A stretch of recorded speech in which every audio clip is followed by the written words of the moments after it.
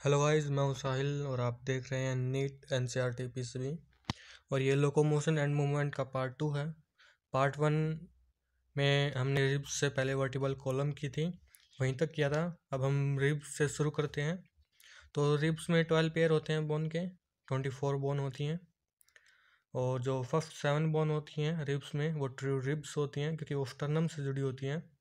और जो 8th 9th और 10th होती हैं रिब्स, वो होती हैं वर्टिब्रोकॉन्ड्रल फॉल्स रिब होती हैं, क्योंकि वो स्टर्नम से नहीं जुड़ती, वो 7th रिब से जुड़ती हैं।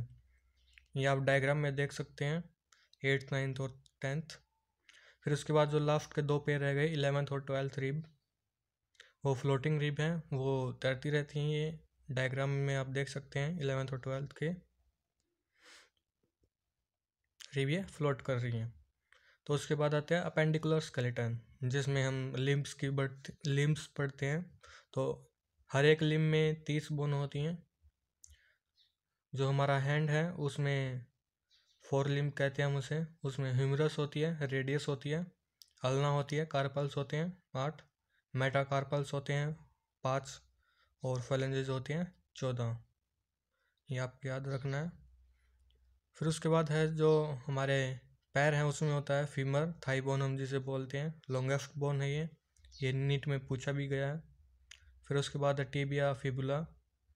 फिर उसके बाद टार्सल जो कि 7 है नंबर में, मेटाटार्सल 5, फ्लेंजेस 14। ये बोन है हिंड लिम्ब की, इनमें लेग्स कहते हैं।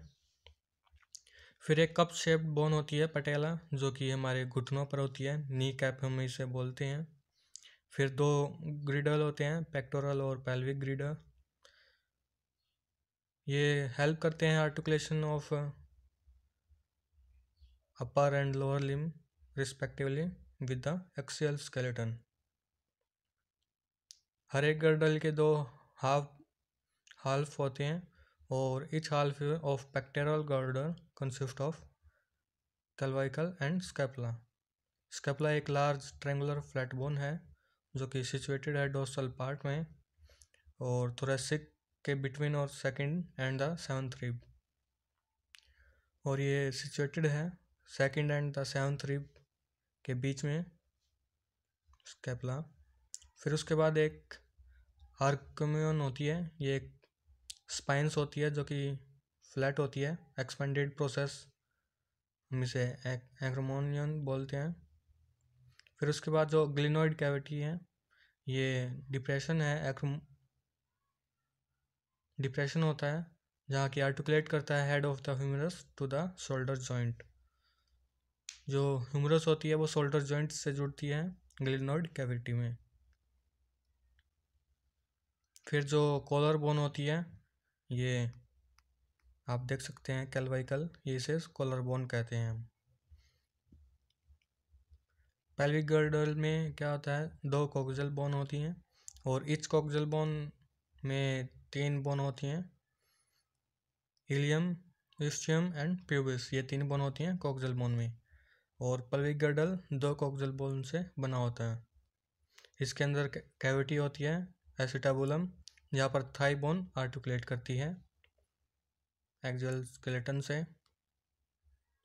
फिर आता है जॉइंट्स। जॉइंट्स इसेंशियल होते हैं for all type of movement. Body part की जो मूवमेंट होती है उसमें जॉइंट्स हेल्प करते हैं। ये कनेक्शन होता है 2 बोन्स का। जॉइंट 3 टाइप के होते हैं, फाइब्रस, कार्टिलेजिनस एंड साइनोवियल। जो फाइब्रस जॉइंट होते हैं वो मूवमेंट अलाउ नहीं करते, स्कल बोन में होते हैं। कार्टिलेजिनस जॉइंट होते हैं वो joint together and help of cartilage. Join होता है 2 बोन्स का with the help of cartilage, cartilaginous joint में। वर्टिब्रा के अंदर होते हैं, वर्टिब्रल कॉलम जिसे हम बोलते हैं। तो ये लिमिटेड मूवमेंट प्रोवाइड करते हैं कार्टिलेजिनस जॉइंट। फिर आता है साइनोवियल जॉइंट। इसमें मूवमेंट ज़्यादा होती है, हमारे हाथ में हो गया, पैर में हो गया, तो ये मूवेबल जॉइंट्स हैं। फ्लूइड फिलिड साइनोवियल कैविटी होती है इन जॉइंट के अंदर। तो इसमें कुछ टाइप हैं, बॉल एंड सॉकेट जॉइंट, जो कि ह्यूमरस और पेक्टोरल गर्डल में होता है। हिंग जॉइंट नी में होता है। पाइवट जॉइंट एटलस और एक्सिस के बीच में होता है। ग्लैंडिंग जॉइंट हमारे कार्पल्स के बीच में होता है। और सैडल जॉइंट कार्पल्स और मेटाकार्पल्स ऑफ थंब इसके बीच में होता है सैडल पॉइंट। तो ये नीट के लिए इम्पोर्टेंट है। फिर आता है डिसऑर्डर्स।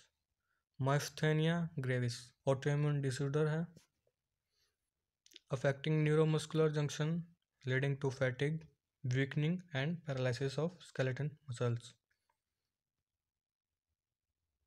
मस्कुलर डिस्ट्रोफी है, जेनेटिक डिसऑर्डर है ये, progressive degeneration of skeleton muscles से होता है। टेटनी है, रैपिड स्पैम्स, हम ज़्यादा वाइल्ड कॉन्ट्रैक्शन करते हैं मसल्स की तो कैल्शियम का लेवल लो हो जाता है तो टेटनस हो जाता है, टेटनी हम जिसे बोलते हैं। फिर आता है arthritis, inflammation of joints, arthritis. Osteoporosis भी होता है, एज रिलेटेड डिसऑर्डर होता है। एस्ट्रोजन का लेवल डिक्रीज हो जाता है तो ये ऑस्टियोपोरोसिस की जो डिजीज़ है ये होता है। फ्रैक्चर का जो चांसेस हैं वो ज़्यादा हो जाते हैं क्योंकि बोन मास जो होता है वो डिक्रीज होने लग जाता है एस्ट्रोजन की कमी से। फिर आता है gout, inflammation of joint due to uric acid crystal, accumulate होने लग जाते हैं जॉइंट्स के अंदर तो हम उसे गाउट बोलते हैं। तो ये डिसऑर्डर होता है यूरिक एसिड क्रिस्टल से। अगर आपको यह वीडियो अच्छी लगी हो तो लाइक कीजिएगा, शेयर कीजिएगा अपने दोस्तों के साथ और हमारे चैनल को सब्सक्राइब कीजिए। आप हमें फॉलो भी कर सकते हैं फेसबुक और इंस्टाग्राम पर, आप हमें गूगल भी कर सकते हैं। Thank you.